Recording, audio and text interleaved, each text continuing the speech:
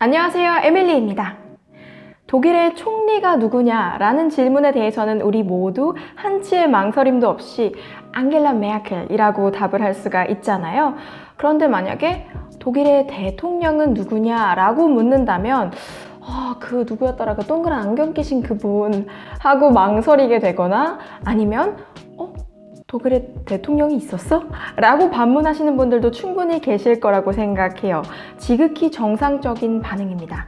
결론부터 말씀드리면 독일에는 연방 대통령, der Bundespräsident 라고 하는 국가 기구가 엄연히 존재를 합니다. 제가 기구라고 표현을 하긴 했지만 결국 사람이에요. 현재 프랑크-발터 스타인마이어라는 분께서 2017년부터 제12대 연방 대통령으로 재임 중이십니다. 이 연방 대통령은 공식적으로 독일 연방공화국의 국가 원수입니다.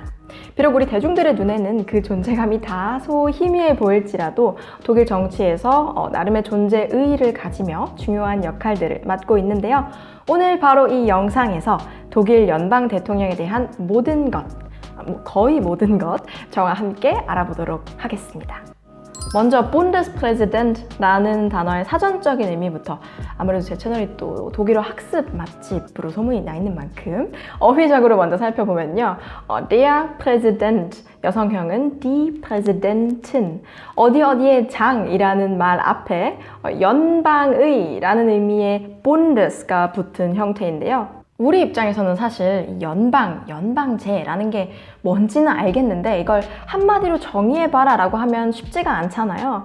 그래서 제일 만만한 네이버 백과사전의 힘을 빌리자면 연방이란 고도의 자치권을 가진 2개 이상의 지방 혹은 주들이 하나의 국가를 구성하는 것이라고 합니다. 독일의 대통령이 굳이 연방 대통령이라고 불리는 이유는 그렇다면 네, 그렇습니다. 독일이 연방제 국가이기 때문인데요. 이처럼 독일이라는 나라, 특히 독일의 정치 시스템에 대한 이해가 어느 정도는 뒷받침이 되어야 우리가 오늘 독일의 연방 대통령에 대해서 이야기를 나누는 것도 어느 정도 의미가 있을 것 같아요. 그래서 지금부터는 독일의 정치 체제에 대해서 정말 얄팍하게나마 한 번쯤 짚고 넘어가 보도록 하겠습니다. 독일의 정치 체제를 정말 간단하게 키워드로만 표현을 해보자면 첫째, 뭐였죠? Bundesrepublik, 연방공화국, 둘째, Parlamentarisches Regierungssystem, 의원 내각제, 그리고 굳이 한 가지를 더 덧붙이자면 셋째, Parteiendemokratie, 정당 민주주의 정도가 어떨까 싶습니다. 물론 현대 정치에서 대의 민주주의를 채택하고 있는 나라치고 정당 민주주의가 아닌 나라가 어딨다고 굳이 그걸 꼽냐 싶으실 수도 있겠지만 제 개인적인 생각으로는 독일 정치를 설명할 때 이 정당 민주주의를 빼놓을 수 없는 부분이 아닐까 싶어서 넣어봤는데요. 여기에 대해서는 기회가 된다면 나중에 별도의 영상을 통해서 한번 이야기해볼 수 있었으면 좋겠네요. 오늘은 못하고요. 다시 돌아가서 첫 번째 키워드는 앞에서 연방제에 대해서 이야기를 나누면서 어느 정도 설명이 된 것 같고요. 그렇다면 남은 키워드는 Parlamentarisches Regierungssystem, 의원 내각제. 바로 이 부분을 좀 짚고 넘어가는 것이 오늘 영상에서 중요한 역할을 할 것 같습니다. 알기 쉽게 한국의 경우와 비교를 해보자면 한국의 정부 형태는 Präsidentielles Regierungssystem, 대통령제입니다. 이게 대통령제든 의원 내각제든 결국에는 정부가 어떤 식으로 구성이 되느냐, 여기에 결정적인 차이점이 있는 건데 정말 단순하게 얘기를 하면 의원 내각제에서는 정부의 성립과 그 존속이 의회를 통해서, 다른 말로는 의회 신임에 의해서 결정이 되고요. 반면에 대통령제에서는 우리나라의 경우만 봐도 우리나라 정부의 수반, 즉 대통령을 의회가 결정하나요? 그렇지는 않죠. 즉 정부의 성립과 존속이 의회의 신임 여부에 따라서 결정되지는 않는다라는 점. 자, 여기서 중요한 키워드가 또 하나 나왔네요. 정부의 수반. 대통령제 국가의 정부 수반이 대통령이라면 그럼 의원내각제 국가의 정부 수반은 누굴까요?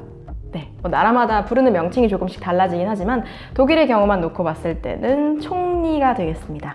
아무튼 모르긴 몰라도 중요한 일은 총리가 다 하는 것 같고, 어차피 대통령제도 아닌 나라에서 굳이 대통령이 있어야 하는 이유가 도대체 뭐야? 라는 생각이 드는 바로 지금 독일 연방 대통령의 역사와 그 존재 의의에 대해서 살펴보도록 하겠습니다.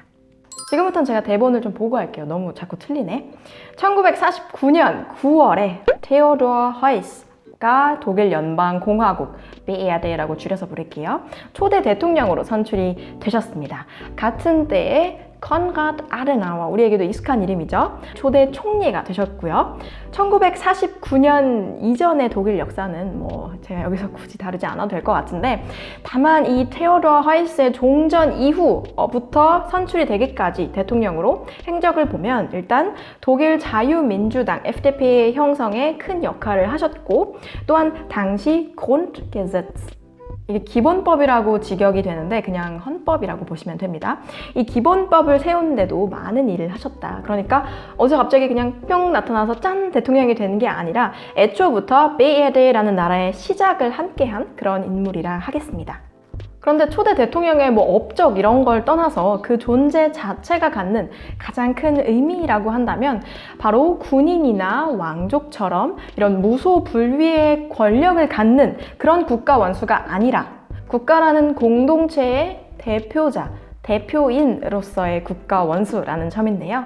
사실 그 이전까지를 보면 국가 원수가 막 좀 뭐 볼드모트, 또 더 거슬러 올라가면 황제 이랬잖아요. 그런데 이 테오도어 허이스라는 연방 대통령이 선출됨으로써 그런 시대는 비로소 끝이 난 것입니다.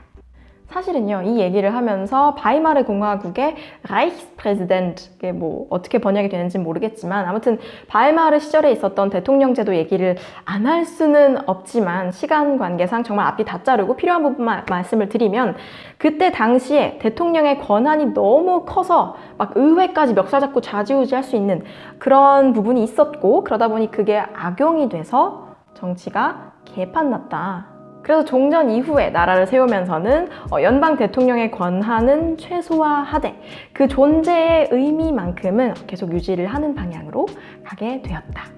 그럼 여기서 드는 의문점이, 아니 그럼 차라리 그냥 국가 원수 자격을 총리한테 다 줘버리면 그게 더 나은 거 아닌가? 사실 대한민국 대통령만 봐도 이 정부 수반으로서의 역할과 국가 원수로서의 역할을 다 가지고 있잖아요.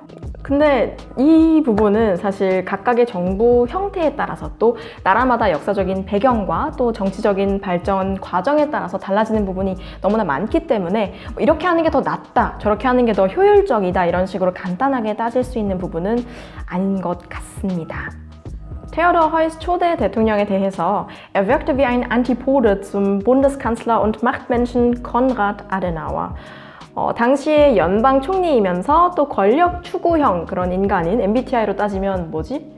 아무튼요, 컨라드 아데나워에 대응하는 어떤 대척자, 안티포드처럼 기능을 했다라고 평을 하기도 하는데요. 이처럼 권력의 독주를 막고 또 분쟁 상황에서 평화롭게 조정을 하는 것이 연방 대통령의 중요한 역할 중에 하나입니다.